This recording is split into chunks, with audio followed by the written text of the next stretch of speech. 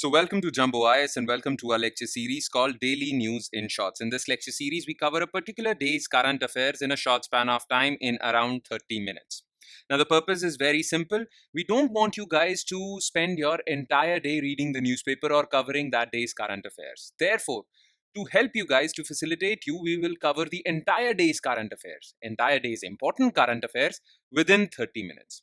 Now, just after watching this lecture within 30 minutes, you have to revise this lecture also. Okay, because without revision, you won't be able to remember these current affairs for longer periods of time. So, revision is extremely important. Spend around another 20 to 25 minutes revising this lecture. Okay, so 30 minutes of watching this lecture and 20 to 25 minutes of revising this lecture, and in about 50 minutes, you're done for the day. You don't have to worry about current affairs. Your entire day is freed up. Spend as you want it. Okay, as far as current affairs are concerned, you don't have to worry about them if you have spent the required 50 minutes. Now, where can you revise these current affairs? Well, along with this lecture, we will share the notes of this lecture. These notes shall be shared on our Telegram channel, and the link to our Telegram channel is provided in the comment section below this video. All you have to do is just click on that link. It will take you to our Telegram channel, and from there you can download the notes for this lecture and then spend the required 20 to 25 minutes. All right. So I hope you understood the entire regimen of covering current affairs. Now let's straight away jump into the lecture, starting with taking a look at the topics of the day. Okay. So here's the list of topics that we will cover in this particular lecture. In total, we'll be covering 5 topics. Number 1 would be return of Syrian civil war. As you all know, Syria was facing civil war-like situation, not civil war-like situation, the actual civil war, but Syria was quite peaceful in the past 3 or 4 years. But now the civil war has returned to Syria and it is actively going on, and it has involved the major global powers also in this war. Okay, Russia is involved, Iran is involved, Turkey is involved. So a very grave situation is hitting Syria right now. So we'll talk about this. Then recently, the newly elected president of Taiwan visited USA, and China is angry at that. Now, why is China angry at the visit of Taiwanese president in US? Surely Taiwan and China have a special relationship, right? So we'll talk about that special relationship and why China doesn't allow countries to have diplomatic relations with Taiwan. Okay. Then third, we'll talk about UK's assisted dying bill. It has gathered global headlines. The entire world's attention is on United Kingdom because the lower house of UK's parliament, the House of Commons, has passed assisted dying bill. This would allow people facing terminal illness, okay, people facing an illness which has no cure, this would allow them to basically die with the help of a doctor. Okay, this would basically give them the right to die with dignity. Basically, that is the point of this bill. Okay, so we'll talk about this, and we'll also talk about the situation in India also. Is this or this right to die with dignity allowed in India or not?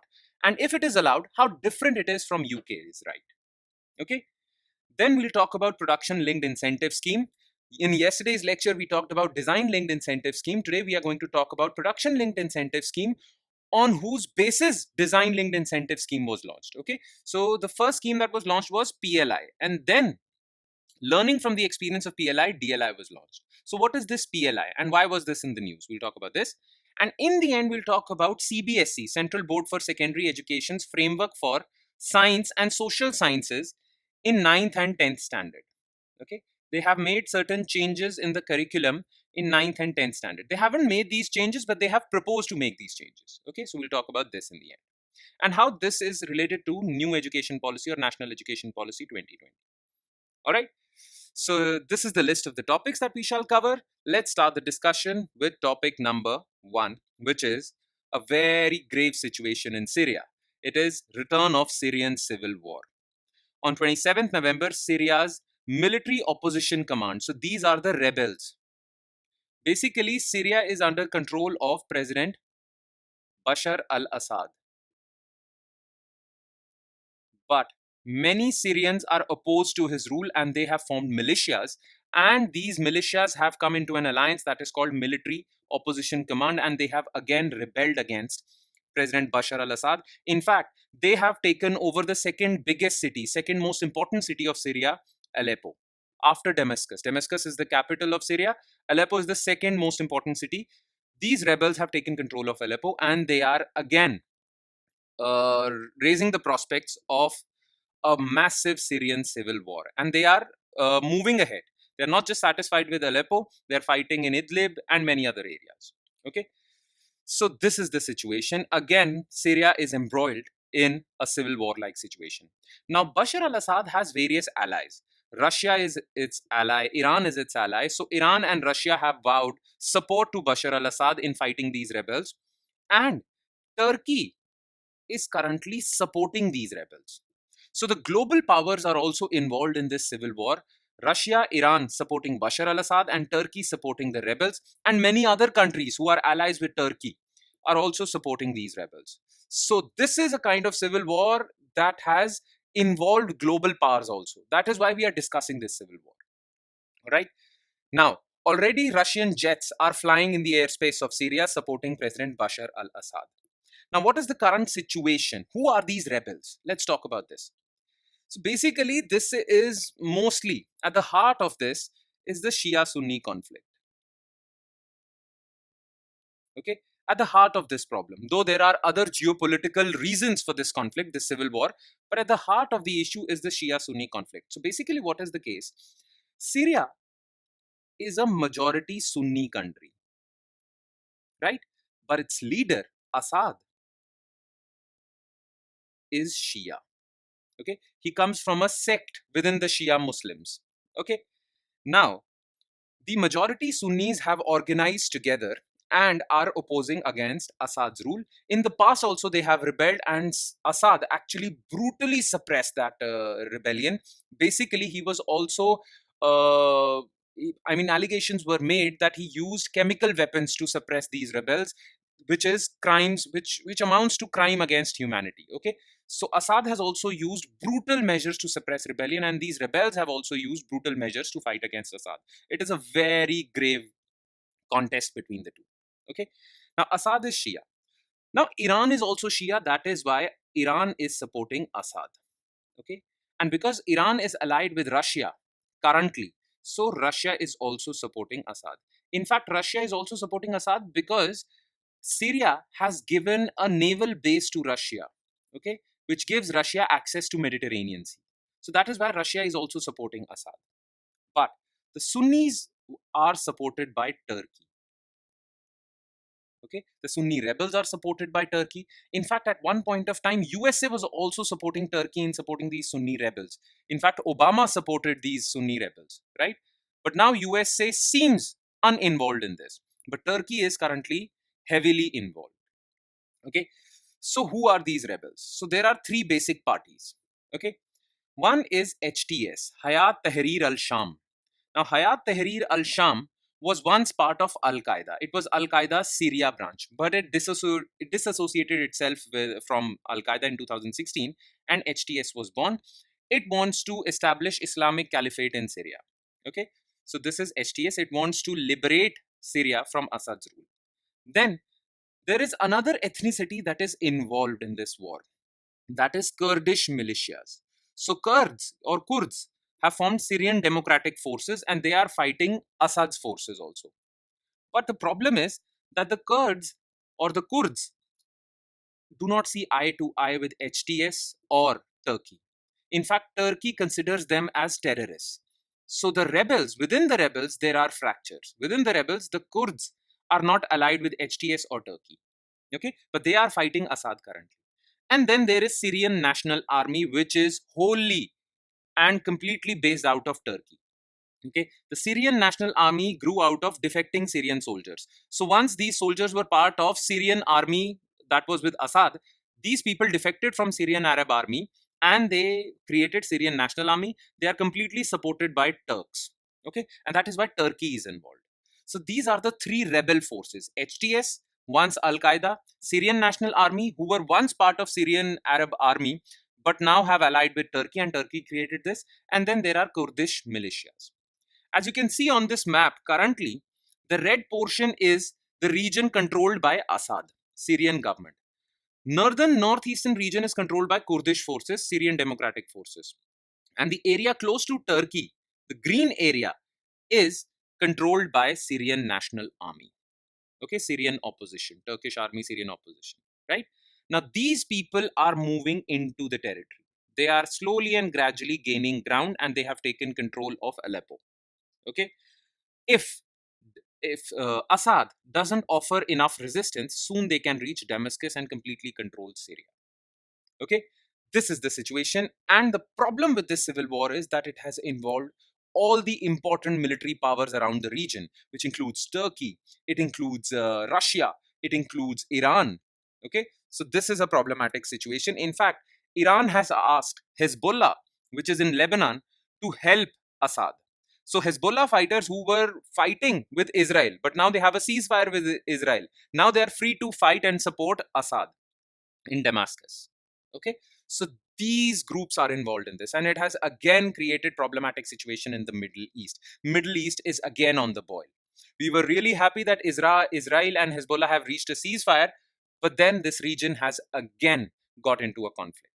Okay, now what is the opinion of other countries? Okay, now the thing is that Iran and Arab countries like Saudis and UAE, they do not see eye to eye. They are mortal enemies. So Saudis and UAEs are Sunnis, Iran is Shia. Both of them are trying to control the Muslim, or they are trying to establish their hegemony over the Muslim world, Islamic world. They do not see eye to eye. Now, Assad is allied with Iran. So naturally, Assad and Saudis are also enemies. But in this conflict, Saudis and UAE are not opposing Assad. In fact, they are not even involved in the civil war. They want the region to be peaceful. So Saudis and UAE are not involved in this. Turkey is, Saudis and UAE are not. And the reason for that is that both Riyadh, the capital of Saudi, and Abu Dhabi, UAE, they both want the region to be stable because they think that they cannot depend on oil for longer periods of time. They cannot depend on oil forever. One day or the other, oil reserves would get empty, so they have to diversify their economy. To diversify their economy, they are spending or investing on infrastructure projects. But for infrastructure projects to be successful, the region has to be stable. So they have strong economic concerns for Syria to be peaceful, and that is why they are not getting involved. Okay, in fact, India, Middle East, Europe economic corridor is one such infrastructure project that would really help them diversify their economy. Okay, and for that to happen, Syria has to be stable, but Syria is currently not stable. Okay, so Saudis and UAE want peace. Okay, so that is why they are not completely opposing Assad, despite the fact that he's allied to Iran. All right, and they are completely not supporting Turkey also. So they want peace in the region. They want to be completely out of this. They are not supporting any side. Turkey, on the other hand, has no interest in India, Middle East, East Europe economic corridor. It has no interest in stability in Syria. It has no interest. Basically, it has no interest in infrastructure projects in the region. That is why it is actively participating and opposing Assad. As far as India is concerned, because it is important for us, India is standing in support of Assad. So India has long stood by Syria and it has supported Russia's efforts in supporting Assad also. Okay. In fact, the recent sixth round of India-Syria Foreign Office consultation, these took place on November 29th, 2 days after the war started. And in that too, India has given its unequivocal support to Assad's regime, but it has side by side also talked about peace in the region because India also wants this IMEC to be successful. So this is the current situation. All right. Okay. Let's move forward with topic number 2, that is China and Taiwan. So Taiwan's president Lai Ching-te arrived in Hawaii for a 2-day visit to the United States for the first time since assuming power. Officially, the trip is not called a trip, it is called a transit. Basically, giving an indication that the Taiwanese president wanted to go somewhere else. He stopped on the way. Okay, he stopped in USA on the way. That is what transit means. So his destination was somewhere else, but he took a halt in USA. Okay, that's what the official trip is being called. But China has strongly criticized this visit. Now, why is that? Okay, you see, China is this big country. Okay, China is this big country, right? Taiwan is this small island. But once upon a time during 1940s, there were two forces. One was Communist Party of China, and the other was the, I would say, the revolutionary, or not the revolutionary, revolutionary is the wrong word, but the Republicans. These were Chiang Kai-shek's party. Okay, Chiang Kai-shek was their leader. Okay, now both these people or both these groups were fighting for control over entire China. Okay, in the end, Communist Party won. Okay, and they took control of entire China, and Chiang Kai-shek lost the war and was only able to gather the territory of Taiwan, which was also once upon a time a part of China. But Chiang Kai-shek was restricted to Taiwan, and the entire mainland China was won over by CPC. Now, what happened was USA was supporting Chiang Kai-shek. Therefore, they immediately supported Chiang Kai-shek's claim to China. They immediately recognized it, and Chiang Kai-shek was saying that yes, we have temporarily lost the war, but we have claim over China. This is our land, and sometime in future we will take over China. All right, and USA supported that. In fact, Chiang Kai-shek said, "We are the real Chinese. Communist Party is not the real Chinese." Okay, and USA supported that. Okay, so USA recognized Taiwan to be the real China. All right, but this went on and on and on, and China became stronger. So in 1970s, USA established diplomatic relations with China, Communist Party of China, this China. Okay, but those diplomatic relations had a condition. China said that Taiwan is part of us. Okay, Chiang Kai-shek's regime is not to be trusted. Taiwan is part of us, and if you want to establish diplomatic relations with us, then you should not recognize Taiwan as real China. Okay, this they called One China principle. One China principle states that yes, currently Taiwan is under different government, but Taiwan is part of us.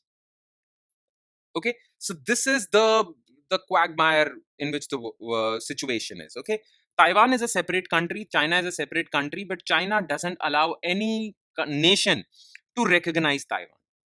Okay, this is what China's one nation one China principle is. Okay, so any country hoping to form diplomatic ties with China could not recognize Taiwanese independence. Okay, and China also says that sometime in future we will take over Taiwan and merge it with the broader China. Today, only 12 nations recognize Taiwan as an independent country.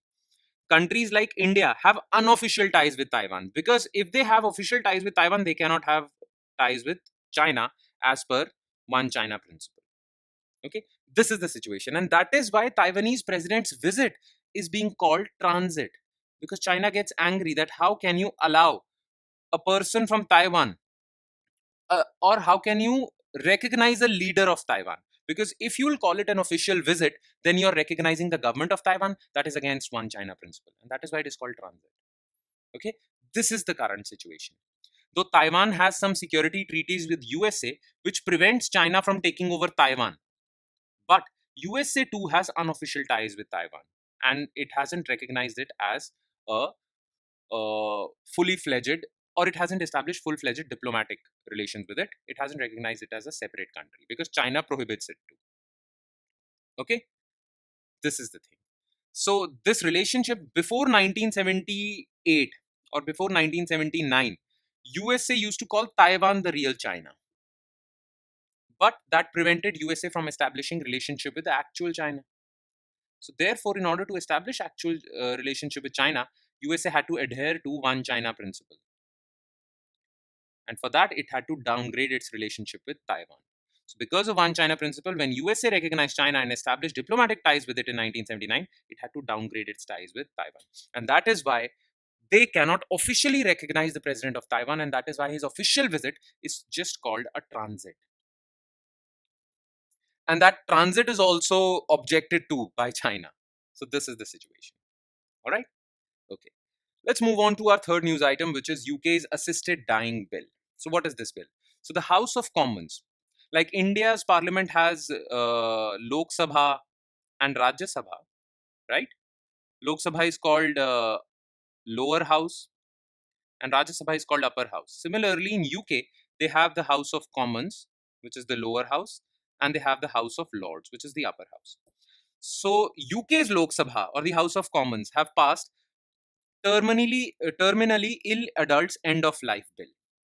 Okay, Now, this bill was passed through a free vote. That means under a free vote, you don't have to vote along your party lines. Okay, you can vote freely. And this bill won. It was passed by House of Commons. Now it would go to House of Lords, and if it gets passed over there also, then it would become a law. Okay. Now, this bill allows terminally ill patients, those with little to no hope of recovery from fatal illness, to request assistance to end their own life. So basically, it is kind of a suicide, but legal suicide. Okay. Now, this goes by the name of euthanasia. Euthanasia means legal suicide or assisted suicide. So, if you are suffering and you have no hopes of recovering, and you are terminally ill and you would only get worse, then you should have the right to die with dignity.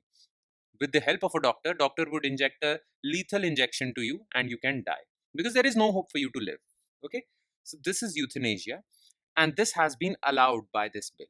Though this bill hasn't become a law, but a movement was started in UK in support of this bill.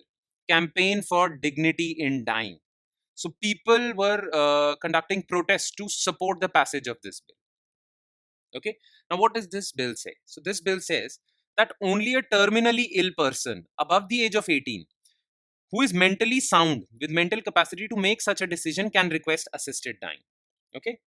Now, this bill also gives the definition of terminally ill person. If a person is suffering from a disease or medical condition that cannot be reversed by treatment and will eventually result in death within 6 months, then that person is eligible for assisted dying. Okay.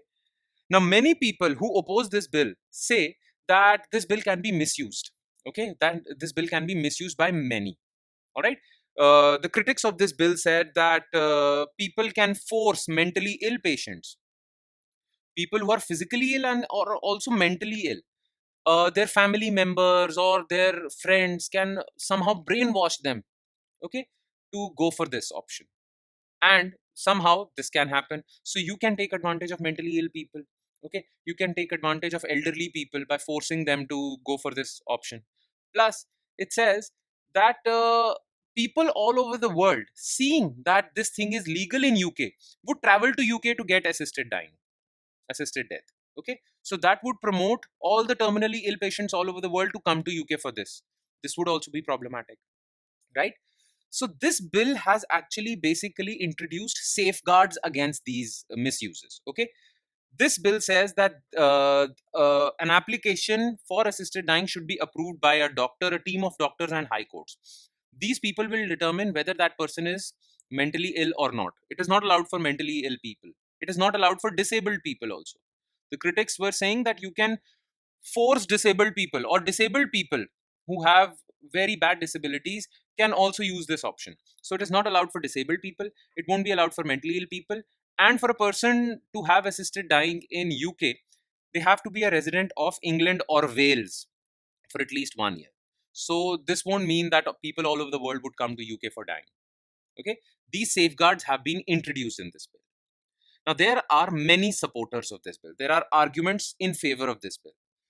One argument is that terminally ill patients' life care or medical treatment doesn't alleviate pain or symptoms. Okay, they live their rest of life in pain and bad conditions, so they should be allowed to die with dignity. Okay, this would give people choice, and this would also give them the right over their own body to end their own suffering in a humane way. Plus, this bill would also prevent people from suicide with the help of their relatives. Okay, you can just go for assisted dying, you shouldn't conduct suicide. It would prevent suicide also once this option is legally available. But there are arguments against this decision also. First of all, it is said that it can be used in case of patients with disabilities, but for that, the bill has adequate safeguards. Vulnerable sections can be coerced or forced to go for euthanasia. Okay, but again, adequate safeguards are there in this bill also. And the critics say that instead of allowing assisted dying, you should focus more on providing good end of life care for these terminally ill patients so that their pain is lessened. Okay, rather than allowing them to die, you should end their pain and suffering. So invest more on life care. All right. So this is this is the argument made by critics. These are the arguments made by supporters. Currently, this bill has been passed by House of Commons. It's a matter of time that it will be passed by House of Lords, and this would become legal in UK. Now, what is the situation in India? Is this allowed in India? Is euthanasia allowed in India? So, for that to understand, you need to understand two types of euthanasia: passive euthanasia and active euthanasia. So, what is passive euthanasia? Okay. So, if there is a terminally ill patient who is alive because he's put on a ventilator or a life support system and is in a vegetative state or in a coma, so when you remove that life support system, that is called passive euthanasia. So, that person is already alive because of a life support system, okay, ventilator or something like that. So, when you remove the plug of that, that is passive euthanasia. What is active euthanasia is when you inject a patient, a terminally ill patient, with a poison injection or a lethal injection so that he dies. This is active. In passive, you just remove the life support system and the body naturally dies. In this, you force the body to die by injecting the body with lethal injection. Okay. Now, UK has allowed active euthanasia, but active euthanasia is illegal in India. India only allows passive euthanasia, and that too was allowed in 2018. Before that, even passive euthanasia was not allowed. Okay. In 2018, Supreme Court held that right to die with dignity is part of Article 21, right to life, fundamental right. Okay. But Supreme Court held that it only covers passive euthanasia. You cannot allow active euthanasia. Okay. But if UK passes this law, UK would allow active euthanasia, which is illegal in India. So India's right to die with dignity is different from UK's right to die with dignity. UK will allow this. India only allows this. All right. Make sense? Okay. Now let's move on to our fourth news item, which is production linked incentive scheme. Now, recently, a review of production linked incentive scheme is going on. All right, Government of India, Ministry of Commerce and Industry, all are basically trying to review production linked incentive scheme. This scheme was launched in 2020 and it used to cover three sectors only. Okay, it was launched in 2020 for three sectors only.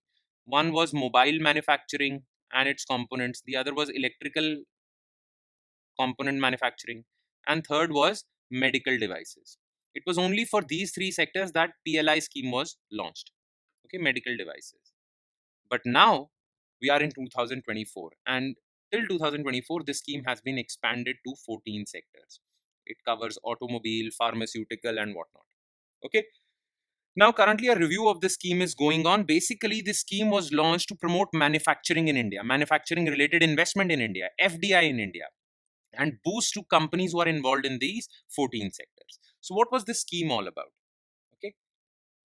Now, it gave performance linked financial incentive to companies. So, basically, companies were rewarded financially on the basis of incremental sales that they have made. So, let's suppose a company making mobile phones sold 100 phones in 2020. In 2021, it was able to sell 150 phones. So it would be given financial incentives based on these extra 50 phones. That is what incremental sales means. So this would promote these companies to manufacture more phones, okay? Because government will reward them, will give them financial incentives for producing more phones. So these companies would produce more phones. That would boost manufacturing, that would promote investment in manufacturing, and that would lead to more jobs. The aim was to boost manufacturing, reduce imports, because if we are able to produce more phones ourselves, then we don't need to import phones from abroad. It would encourage foreign investments. Because of these financial incentives, now foreign companies would like to set up factories in India. Okay, this would generate jobs and it would allow India to climb up global value chains. Okay, global supply chains. Basically, India would become part of global supply chains. The phones being sold all over the world, India would also have a share in that. Okay, that would also boost India's exports. Okay, now it was launched in 2020 for three sectors. Now it has been expanded to 14 sectors. And why was PLI news? Because currently a review is going on. What sort of advantages have this PLI scheme brought in? What sort of disadvantages are there with respect to PLI scheme? Why hasn't it yielded the desired results? What sort of failures it has come upon? So all of these issues are being examined by Ministry of Commerce and Industry right now. But this is the brief idea about PLI scheme that you should have had. Okay, so that is why I've included in this. And last news item is CBSE's framework for science and social sciences.